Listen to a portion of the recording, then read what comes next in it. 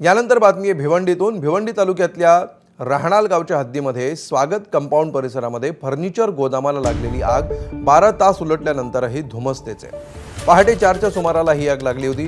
गोदामातील लाकडी प्लाऊड, form, rexine आणि सोल्युशनचा साठा जळून खाक झालाय। 4 अग्निशमन दलाच्या गाड्यांकडून आग विझवण्याचे प्रयत्न सुरू आहेत, मात्र पाण्याची कमतरता असल्यामुळे आगीवर नियंत्रण मिळवण्यामध्ये अडचणी निर्माण होत आहेत।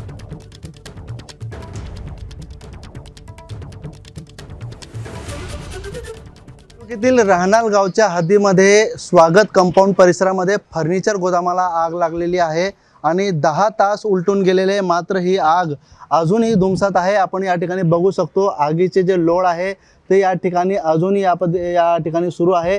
धुराचे जे लोड आहे ते जवळपास 10 ते 15-20 किलोमीटरपर्यंत या ठिकाणी पाहिले जात आहेत। अनेक जे धुरामुळे जो नागरिकांना जो आहे तो त्रास देखील या ठिकाणी सहन करावा लागतोय। अनेकांना श्वास घेण्यासाठी देखील या परिसरामध्ये त्रास होतोय आणि आसपासचा जो परिसर होता तो आपण या ठिकाणी बघू शकतो की आसपासचा जो परिसर होता तो परिसर देखील हटवण्यात आलेला आहे। नागरिकांना सुरक्षित ठिकाणी पाठवण्यात आलेलं आहे। मात्र ही 4 मंजिली इमारत जी आहे ती आगीमुळे या ठिकाणी कोसळलेली आहे। त्या आगीवरती नियंत्रण मिळवण्यासाठी अग्निशमन दलाच्या भिवंडी असतील, कल्याण असेल आणि तसेच ठाणे येथील 4 गाड्या ज्या आहेत त्या घटनास्थळी दाखल आहेत।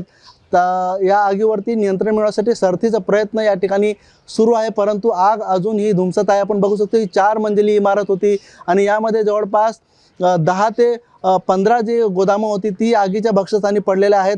आणि विशेषतः आपण जर पाहिलं तर यामध्ये एक अग्निशमन दलाचा जो जवान आहे तो ही आग विझवताना जखमी झालेला आहे आणि त्याला एका खाजगी रुग्णालयामध्ये त्याच्यावर उपचार देखील सुरू करण्यात आलेले। या आगीवर नियंत्रण मिळवण्यासाठी अजूनही बराच वेळ लागू शकतो, मात्र 10 तास उलटून गेलेले आहेत तरीही आगीवरती नियंत्रण मिळवण्यात यश आलेलं नाहीये।